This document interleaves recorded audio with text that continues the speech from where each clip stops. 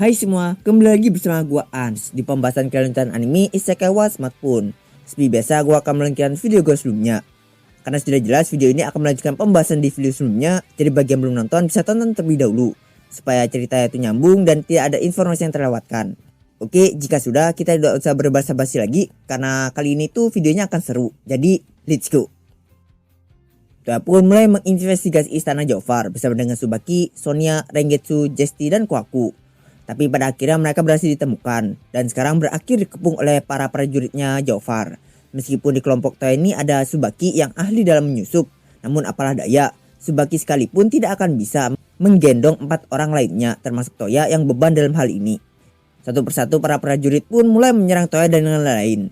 Tapi untungnya karena barir yang ada di istana ini, mereka itu tidak bisa menyerang Toya dan yang lain-lain dari jarak jauh menggunakan sihir. Walaupun masih ada si pemanah. Kebanyakan yang mengalahkan para prajurit ini adalah Toya dengan pelurunya dan Kohaku dengan shockwave-nya. Toya yang lain-lain terus maju sedikit demi sedikit sambil melawan musuh-musuh itu. Entah kenapa adegan ini tuh malah mengingatkan Toya dengan lagu yang pernah dinyanyikan oleh kakeknya Toya.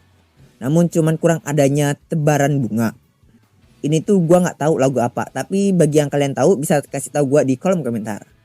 Toya pun naik ke Tsubaki untuk memastikan sekali lagi lokasinya Jofar sekarang berada. Yang di sini menurut informasi Tsubaki, dia itu sekarang berada di aula istana. Tsubaki pun membenarkannya, tapi Tsubaki sini menyarankan Toya untuk bergegas karena aksi penyelundupan Toya ini telah diketahui oleh Jofar. Jika mereka tidak cepat-cepat menemukannya dan menangkapnya, maka takutnya Jofar itu akan kabur. Dan jika itu sampai terjadi, pembalasan dendam Jesty tidak akan tercapai. Mendengar itu, Toya pun langsung menyuruh Kohaku mengeluarkan shockwave-nya untuk membersihkan jalan dari para prajuritnya Jofar. Kohaku pun menuruti perintah Toya dan dengan auman shockwave-nya yang hebat, Kohaku berhasil membuat para prajurit yang berada di hadapan Toya dan lain-lain itu langsung pingsan. Setelah itu Toya dan lain-lain pun berlari tanpa henti dari satu koridor ke koridor lain, yang dimana setiap koridornya itu beralaskan karpet merah. Vas-vas yang terlihat mahal juga tertata rapi di samping jalan koridor itu.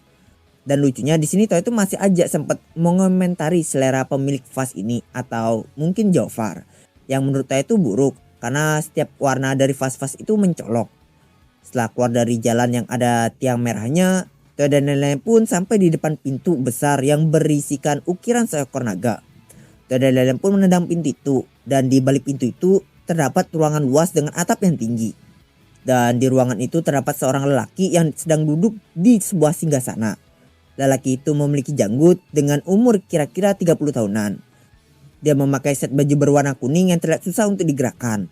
Lalu dia membawa sebuah pedang yang dibalut sarung emas di pinggangnya. Selain itu dia juga memakai topi yang mirip seperti topi milik Kaisar Qin.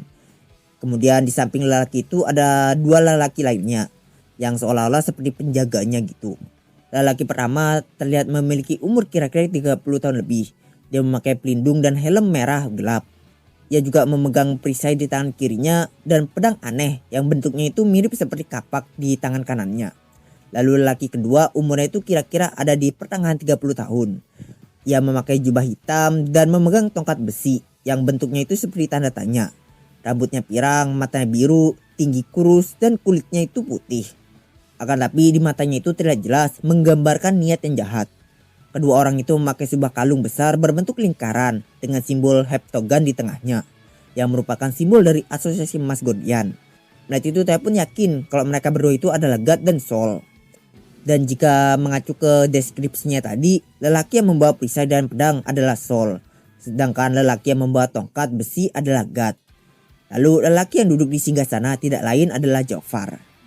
Melihat Sonya, Rengetsu dan Jesty kembali lagi ke hadapannya, Jofar yang mengira kalau mereka bertiga itu sangat menginginkan tanda seorang penguasa atau Soveric Seal yang dia ambil dari ayahnya Jesty. Si Jofar ini pun mulai mengolok-olok mereka bertiga sambil tertawa terbahak-bahak karena sebelumnya mereka itu gak berhasil mengambil tanda itu.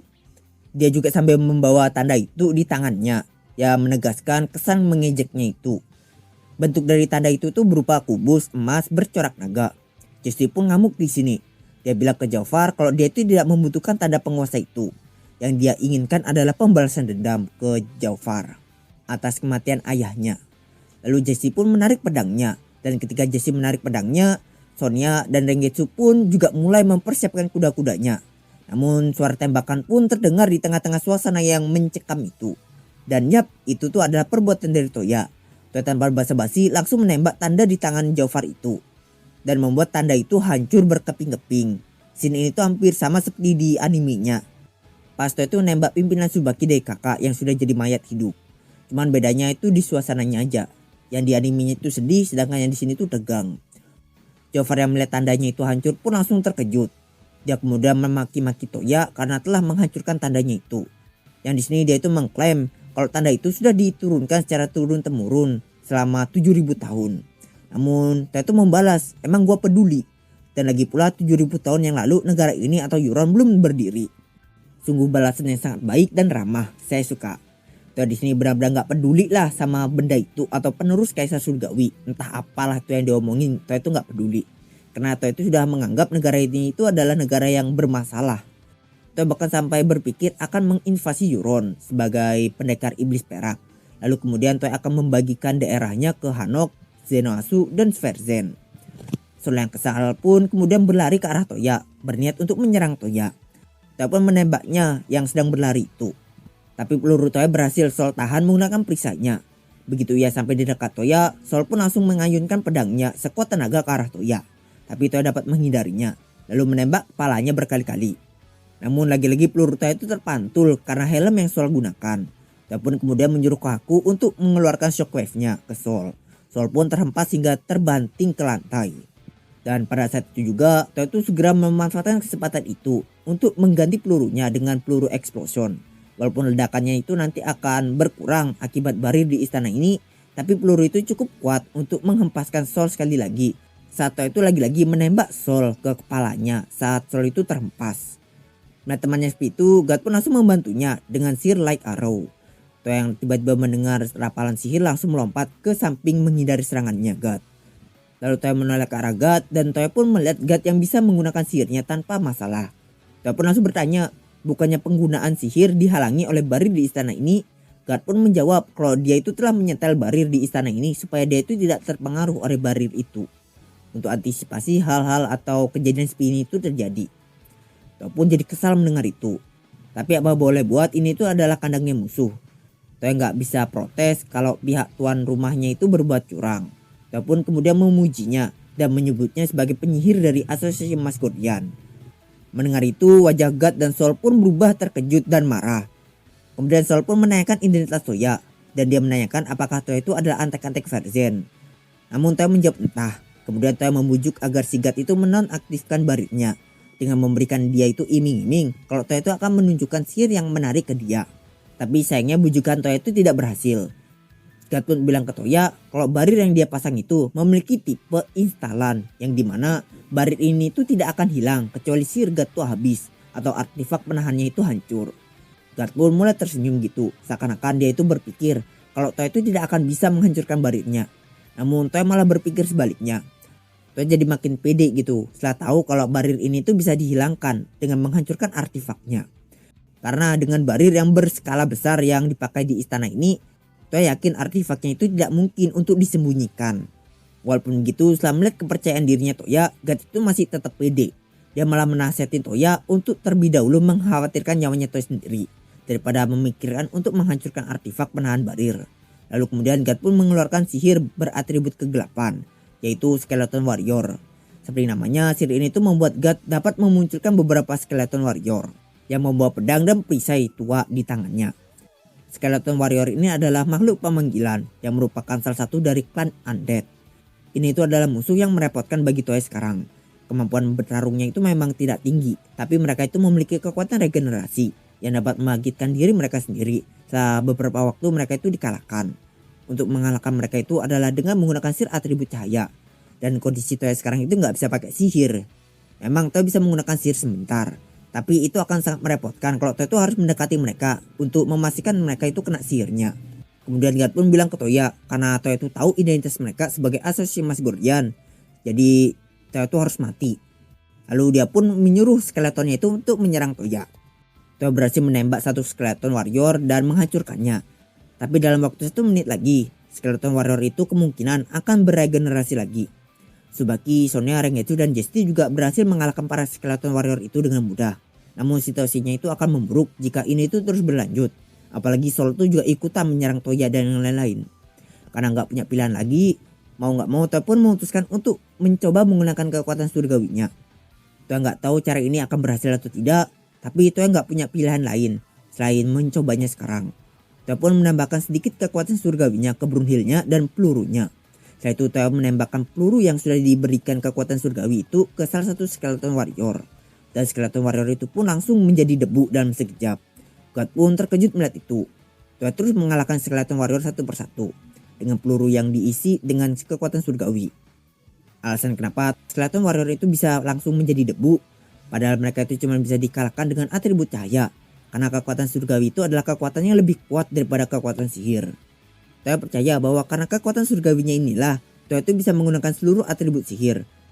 Bahkan sampai-sampai Toya itu terkadang berpikir, apakah jika dia itu mengekstrak kekuatan surgawi, maka akan menghasilkan seluruh atribut sihir. Dan itu hanya dewa dan dewi saja yang bisa menggunakan kekuatan surgawi. Jadi kekuatan seperti barir atau sihir pemanggilan skeleton warrior itu tidak ada apa-apanya dibanding kekuatan surgawi. Setelah Toya berhasil menghabisi semua skeleton warrior, Toya lalu melesat ke arah singgasana dan menodongkan Brunhildnya ke lehernya Jafar. Kemudian Toya mengancam God dan Sol untuk membuang senjata mereka. Tapi secara mengejutkan, bukannya membuang senjata mereka, God mendekati Sol lalu kemudian menembakkan fireball ke arah Toya dan Jafar. Dengan sigap Toya pun langsung menebas fireball itu menggunakan Brunhildnya. Fireball itu pun tertebas menjadi dua, terlempar ke kanan dan ke kirinya Toya, lalu meledak di belakangnya Toya. Toya kemudian bertanya ke God, apakah dia itu berniat meledakkan kepalanya Jafar, dan tanpa rasa bersalah sedikit pun, God pun membenarkannya. God bilang ke Toya kalau dia itu sudah tidak memiliki alasan lagi untuk melindungi Jafar. Si Jafar yang mendengar itu pun langsung marah. Dia merasa kalau sudah dikhianati oleh mereka berdua. Tapi God dan Sol tidak merasa kalau mereka sudah berkhianat ke Jafar. Karena sedari awal God dan Sol itu tidak menganggap hubungan mereka itu dengan Jafar sebagai rekan, melainkan sebagai peminjam dan penyewa. God dan Sol sebagai peminjamnya yang meminjamkan prajurit besi mereka ke Jafar. Sedangkan Jafar sebagai penyewanya yang menyewa prajurit besi God dan Sol dengan bayaran berupa sumber daya manusia. Walaupun begitu God tuh berterima kasih kepada Jafar. Karena dengan hubungan mereka ini God tuh bisa mengetes performa prajurit besi. Kemudian God sebagai perwakilan dari Asosiasi Masgordian menyatakan di depan Toya dan yang lain kalau mulai sekarang Asosiasi Masgordian akan menyudahi bantuannya ke Jafar dan akan melanjutkan rencana mereka ke tahap selanjutnya. Toya pun menanyakan apa yang akan mereka lakukan selanjutnya, dan God menjawab kalau mereka itu akan menginvasi Vergen dengan prajurit besi mereka. Sontak Toya pun terkejut mendengar itu, karena Toya itu sebelumnya berpikir kalau mereka itu berencana akan menginvasi Hanok. Toya benar-benar sangat bingung di sini. Tak peduli seberapa banyak prajurit besi yang akan mereka kerahkan, melawan satu penyihir Vergen itu tidak akan mudah. Kedua belah pihak pasti akan mendapat kerusakan yang sama-sama besar, dan seharusnya mereka itu tahu akan hal itu. Jadi Toya itu bingung gitu. Kemudian Toya pun mengatakan ke God kalau tujuan mereka itu ingin menginvasi Vergen untuk membalas dendam ke pimpinan mereka yang sebelumnya, maka itu semua tidak akan ada artinya. Tapi God pun menyangkal itu. Dia bilang ke Toya kalau tujuannya itu menginvasi Vergen bukan untuk membalas dendam ayahnya, namun melainkan ini tuh adalah langkah awal bagi mereka untuk membangun sebuah dunia di mana Asosiasi Masgordian menjadi nomor satu. Mereka ingin membuat sebuah dunia baru di mana hanya penyihir saja yang bisa menggunakan sihir, dan semua hal bergantung pada sihir. Atau singkatnya, mereka itu ingin mendirikan kekaisaran baru yang di mana sihir itu segalanya. Dan God itu akan memberikan nama kekaisarannya itu adalah Kekaisaran Sihir Magian Imperium. Melalui perkataannya itu, Toya pun akhirnya tahu identitas aslinya God, yang tidak lain adalah anak dari pimpinan Asosiasi Masgordian sebelumnya, yaitu Galzel Goldi. Lalu kemudian God atau Galzel pun mulai menghantam lantai menggunakan tongkatnya dan memperkenalkan dirinya sebagai pimpinan baru Asosiasi Masgordian, sekaligus anak dari Garland Goldi, pimpinan sebelumnya. Kemudian dia mengatakan tujuannya yaitu ingin melanjutkan usaha ayahnya sebelumnya, untuk menghabisi orang-orang bodoh yang tidak bisa menggunakan sihir. Lalu menggunakan sihir terlarang yang bernama Sanctuary yang gagal dilakukan oleh ayahnya sebelumnya, dan membuat dunia baru yang ideal bagi dirinya dan asosiasinya. Mendengar dari perkataannya itu, Toya pun mendeskripsikan bahwa sihir terlarang yang dimaksud Galzel ini sepertinya adalah sihir yang dapat menghabisi manusia yang tidak bisa menggunakan sihir. Tapi Toya heran, apa hubungannya tujuannya itu dengan menginvasi Vergen? Toya bertanya apakah di Vergen itu ada alat sihir yang dapat membantu mereka untuk mengaktifkan sihir terlarang itu. Walaupun masih banyak yang belum Toya pahami, namun karena Guardian ini sudah memperkenalkan dirinya sebagai pimpinan asosiasi Mas Guardian, maka Toya tidak bisa membiarkannya begitu saja. Namun dengan ada yang meremehkan Toya, Garzel membalas, apakah kau tuh bisa melakukannya? Lalu dia pun tertawa, dan setelah itu dinding di belakangnya pun hancur tiba-tiba. Kemudian dari dinding yang hancur itu keluarlah sebuah tangan besi yang besar. Lalu terlihat juga bayangan sebuah robot pendek tak berkepala membawa sebuah tongkat. Toya yakin robot itu pasti adalah prajurit besi. Prajurit besi itu kemudian menyerang Toya dan Jafar menggunakan tombak yang ada di tangan kanannya itu. Toya dan Jafar pun berhasil menghindari serangannya itu. Namun singgasana yang sebelumnya terlihat bagus sekarang jadi hancur akibat serangan itu. Melihat kekuatannya itu, Toya pun berasumsi jika Kavalier memiliki kekuatan 10, maka prajurit besi ini memiliki kekuatan 8. Jafar yang ketakutan pun langsung melarikan diri dengan sangat cepat. Akan tapi Toya tidak bisa membiarkannya begitu saja. Jadi Toya pun menyuruh Sonya, Rengetsu dan Jessie untuk mengejarnya.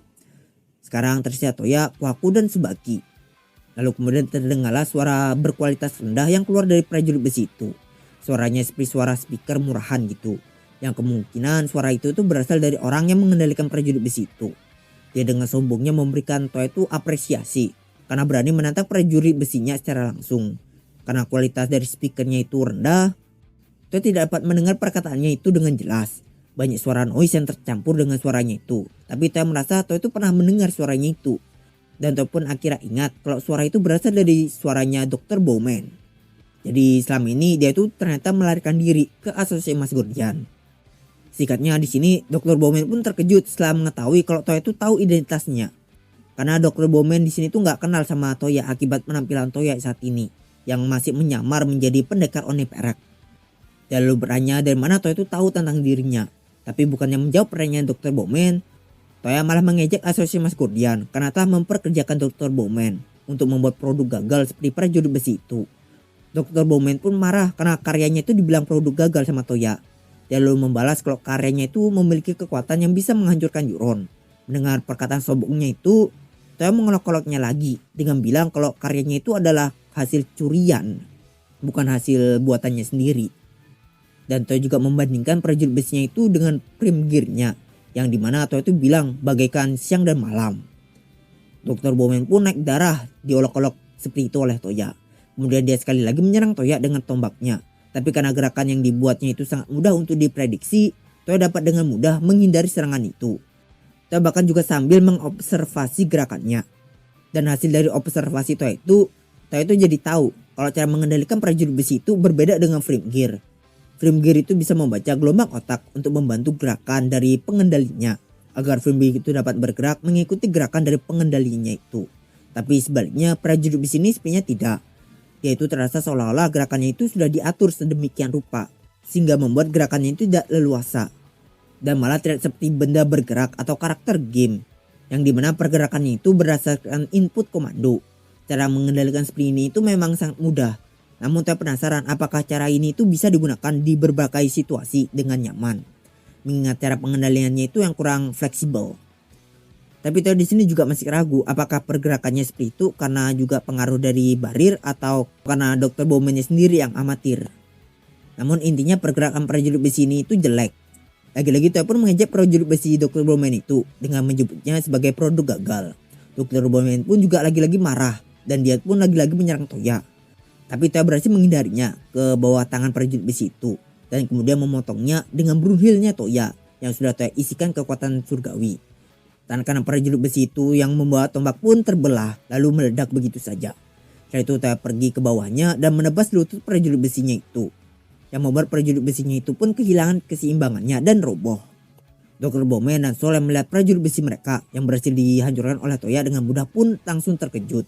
Setelah berhasil merobohkan prajurit besinya Dr. Bowman, Toya pun menyerang Sol menggunakan Axel. Efeknya memang sebentar, tapi ini itu cukup untuk membuat Sol itu terkejut. Dia mencoba menahan serangan Toya menggunakan perisainya. Tapi itu sia-sia saja karena Toya itu berhasil memotong tangan dan perisainya sekaligus. Sol pun berteriak kesakitan. Karena berisik Toya pun menyentuhnya dan memparalaisnya supaya diam. Sol pun terparalais dan dia pun langsung terkapar. Lalu karena darah dari tangannya itu terus terciprat kemana-mana, Toya pun memberikannya sihir penyembuhan supaya darahnya itu tidak muncrat lagi dan agar dia itu tidak mati. Soalnya masih banyak segunung pertanyaan yang mau Toya tanyakan ke dirinya nanti. Toya pun lalu menarik ke arah Galzel dan menyuruhnya untuk menyerah. Akan tapi dia itu malah masih bisa tersenyum dan dia itu masih bisa tertawa. Dia lalu memuji kekuatan sihir Toya dan dia mengatakan kok Toya itu sudah memenuhi syarat untuk menggunakan sihir. Kemudian dia menawarkan Toya untuk bergabung dengan dirinya. Dia berjanji jika dia itu menjadi kaisar di Magnia Imperium, dia akan memberikan Toya posisi sebagai komandan perang. Tapi tentu Toya itu menolaknya. Karena ini bukan pertama kalinya bagi Toya. Toya bahkan menceritakan ke Galzel kalau Toya itu dulu pernah dijanjikan setengah dunia. Namun Toya langsung menolaknya. Dan dia itu adalah Raja Naga. Karena Toya menolak tawarannya itu, Galzel pun memutuskan untuk membunuh Toya. Walaupun dia itu sangat menyayangkan hal itu. Mendengar perkataannya yang sombong itu, Toya pun mengujinya sebab dalam keadaan terpojok seperti ini yang dimana rekan-rekannya itu dan prajurit besinya itu sudah kalah, dia itu masih bisa pede gitu dan sombong. Namun perkataan Toya itu langsung ditangkis oleh Galzel. Dia mengatakan ke Toya kalau dia itu tidak hanya memiliki satu prajurit besi saja. Lalu tak lama kemudian, seakan-akan merespon perkataan Galzel tadi, tiba-tiba terdengarlah suara gemuruh dari bawah kakinya Toya. Toya langsung melihat ke taman melalui lubang yang dibuat oleh Dr. Bowman tadi. Dan dari lubang itu Toya pun dapat melihat formasi sihir muncul dalam jumlah yang tak terhitung di istana. Kemudian melalui formasi sihir itu muncullah segerombolan prajurit besi.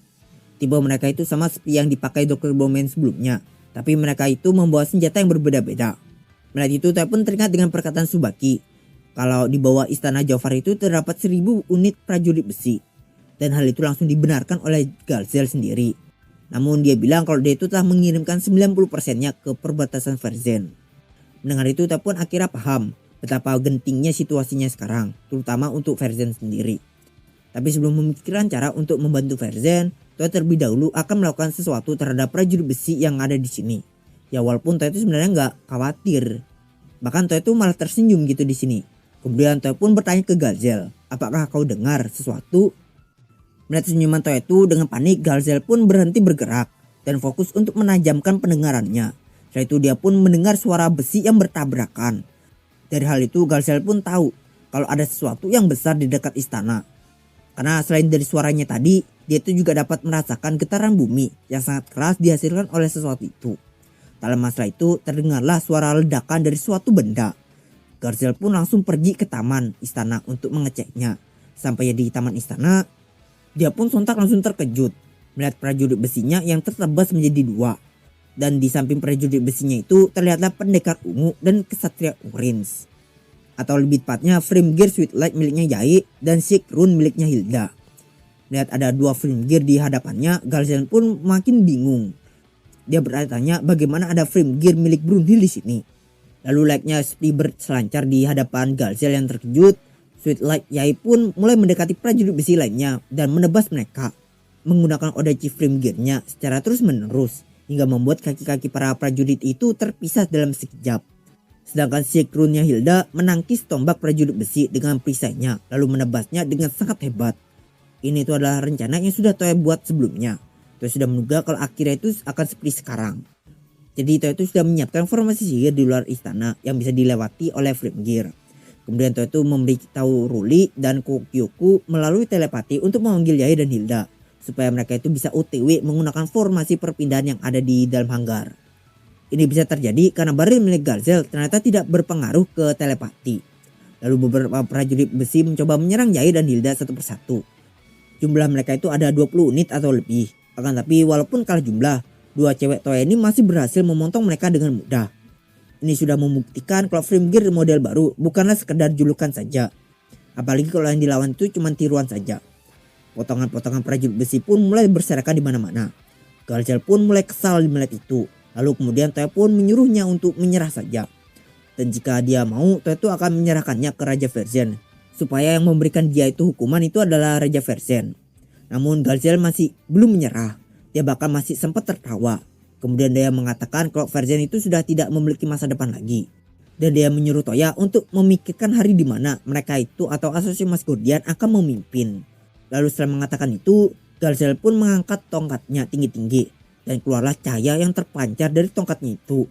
Toya dengan segera langsung menutup matanya. Tapi setelah cahayanya itu memudar, Galzel tiba-tiba menghilang dari hadapannya Toya. Lalu tepat pada saat itu juga, Toya itu dapat mendengar suara kepakan sayap yang membuat Toya itu langsung menoleh ke arah kepakan itu berasal. Dan dari sana Toya itu dapat melihat satu kelelawar terbang ke timur. Melihat itu Toya pun langsung notice kalau kelelawar itu adalah Galzel yang kemungkinan sedang memakai sihir transformasi untuk kabur. Tentu di sini Toya itu nggak membiarkannya kabur begitu saja. Jadi Toya pun mengejarnya menggunakan fly. Tapi Toya langsung terjatuh setelah terbang sekitar 2 meter karena efek dari barir di istana. Karena Toya nggak bisa terbang, Toya pun memanggil Kohaku untuk membawanya keluar area barir. Toya melompat ke atas punggung Kohaku, kemudian Kohaku pun berlari dan melompat di dinding di istana. Begitu sampai di luar area barir, Toya segera langsung terbang menggunakan fly. Tapi sayangnya Toya itu kehilangan kelelawar itu. Toya pun kemudian menggunakan seer search-nya. Namun seer search-nya itu tidak dapat menemukan adanya kelelawar dalam radius 5 km. Toya pun di sini berkesimpulan, kemungkinan si Galzel itu berganti wujud lagi. Atau dia itu menapalkan sihir barir lainnya supaya dia itu nggak bisa dilacak oleh Toya. Toya berkesimpulan seperti itu karena tidak mungkin untuk kelelawar bisa terbang secepat itu. Toya di sini sempat ingin menyerah, tapi kemudian Toya pun mendapatkan satu ide atau cara untuk menemukan Galzel. Toya pun mendekati Kohaku, lalu Toya menargetkan semua pohon yang ada di dalam radius 5 km. Termasuk pohon-pohon yang ada di ibu kota Hiron menggunakan HP-nya. Kemudian Toya dengan sihir multiple-nya, Toya pun mengenchant semua pohon-pohon itu yang sudah ditandai dengan sihir absorb. Jadi dengan begitu semua pohon-pohon yang ada di dalam radius 5 km akan terus menyerap sihir di sekitarnya. Toya pun menyebut caranya ini sebagai obstruction barrier versi miliknya. Tentu sama seperti yang dilakukan Galzel, Toya juga mengaturnya sedemikian rupa supaya Toya itu tidak ikut terkena efeknya. Alasan kenapa pohon yang Toya pilih karena sebelumnya Galzel itu berubah menjadi kelelawar. Dan kemungkinan dia itu berubah menjadi burung lalu hinggap di sebuah pohon. Jadi maka dari itu Toya itu menargetkan pohon supaya dia itu langsung terkena efek dari barir yang Toya buat ini. Kemudian Toya pun mencari Galzel menggunakan seer search-nya. Dan akhirnya Toya pun dapat menemukannya di Tenggara. Atau lebih tepatnya 3 km dari tempat Toya berada sekarang. Ini menandakan kalau obstruction barirnya Toya itu bekerja dengan baik. Kemungkinan besar karena barir yang Toya pakai ini, sihir transformasi Galzel itu terpaksa tergagalkan. Akibat dari sihirnya yang terus menerus terhisap. Dan karena efek ini akan terus berlanjut sampai beberapa waktu, jadi Toya pun tidak perlu cepat-cepat untuk menangkapnya. Toya pun menaiki Kohaku lagi dan pergi ke lokasi Galzel menggunakan sihir teleport. Lalu mereka berdua pun sampai di hutan yang berada di sebelum ibu kota Hiron. Dan benar saja sampainya di sana, dari atas pohon, Toya dan Kohaku pun dapat melihat seekor burung yang tiba-tiba berubah menjadi seorang manusia yang tidak lain adalah Galzel. Dia sekuat tenaga mencoba untuk mengangkat tongkatnya. Namun dia tidak bisa dan malah terjatuh ke tanah. Toya juga dapat melihat dia yang sedang mencoba menggunakan sihirnya terus menerus tapi tidak bisa. Hingga akhirnya Galzel pun melihat kedatangan Toya dan Kohaku. Dia pun kemudian nanya ke Toya apakah ini itu adalah perbuatannya Toya. Tapi Toya tidak membalas pertanyaannya itu. Toya malah menyapanya dengan santai. Lalu Toya pun bilang ke dia kalau Toya itu akan menepati janji yang Toya berikan ke Galzel sebelumnya. Yaitu menunjukkan sebuah sihir menarik. Dan sihir menarik yang Toya maksud adalah sihir andalan Toya. Yap, sihir itu adalah sihir sleep. Toya pun mengakhiri sihir absorb yang ada di pohon dan kemudian mengaktifkan sihir sleep tepat di bawahnya Galzel.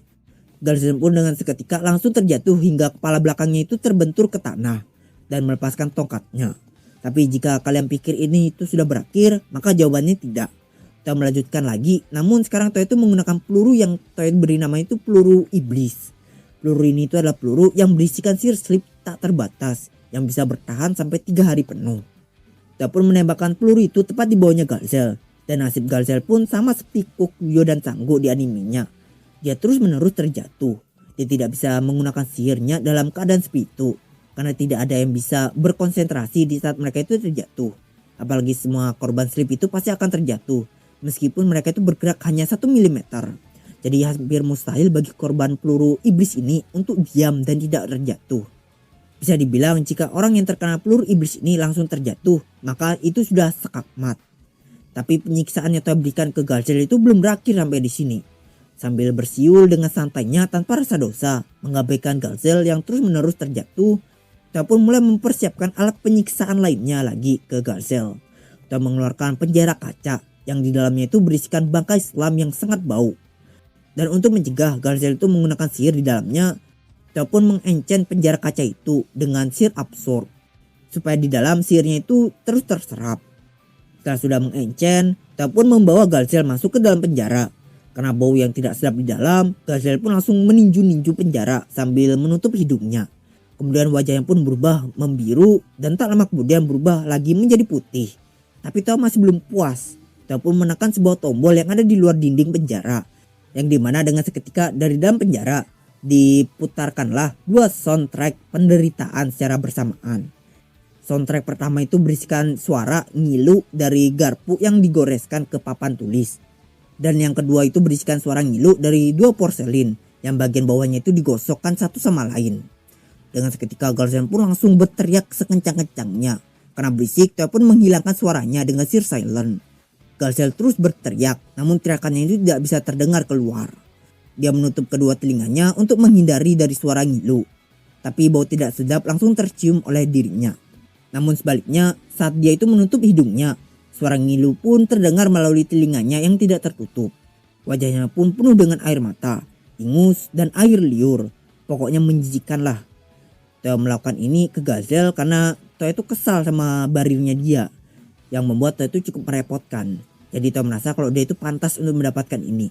Namun di lain sisi Kohaku yang iba kepada Garzel merasa kalau apa yang Teo lakukan ini sudah berlebihan.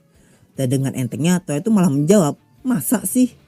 Saya sangat suka dengan Toya yang ini.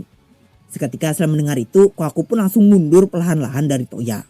Di sini Teo itu masih belum puas menyiksa Garzel.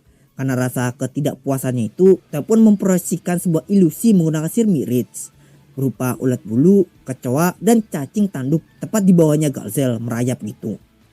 Melihat itu untuk sekali lagi, Garzel pun memukul-mukul dinding penjara.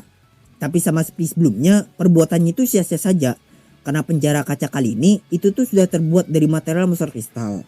Jadi penjara itu tidak akan hancur kecuali dihantam oleh material monster kristal juga. Keringat Garzel pun mulai mengucur deras. Lututnya itu bergetar dengan hebat hingga dia itu terlihat seperti balita. Tapi persetan dengan hal itu, Teo malah berencana ingin mengekspos penampilannya itu. Kemudian Garzel pun terjatuh di tempat layaknya seperti boneka yang talinya itu putus. Mulutnya berbusa, matanya terbuka lebar, dan seluruh badannya itu kejang hebat. Melihat itu Teo pun merasa kecewa. Karena Teo itu masih belum puas melihatnya itu tersiksa. Kemudian Teo pun mendapatkan sebuah ilham gitu dari langit. Berupa ide jahat yang dimana Teo itu berencana akan menyembuhkan stamina Garzel menggunakan sihir refresh. Supaya dia itu fresh lagi dan melanjutkan pertunjukannya. Dengan begitu Teo pun dapat melihat sekali lagi penampilan Garzel. Tapi untungnya sebelum Teo itu melakukan itu, Kohaku berhasil menghentikan Toya. Dengan mengatakan ke Toya kalau Teo itu melakukan lebih dari ini, maka Teo itu akan keluar dari jalan seorang manusia. Karena perkataan Kohaku itu, Teo pun akhirnya mengurungkan niatnya dengan sangat berat hati. Dan sayangnya untuk video kali ini, gue akhiri dulu sampai di sini. Yah, sangat luar biasa sekali. Gue berharap adegan tadi itu nggak banyak yang dipotong ya di manganya ya. Jadi jika ada salah kata atau informasi bisa dibenarkan aja di kolom komentar. Lalu kalau kalian suka video ini bisa di like dan jangan lupa subnya. Oke, see you next video and Kalau begitu, karena Muna sudah bangun, saatnya rusuh, adios. Adios. Make up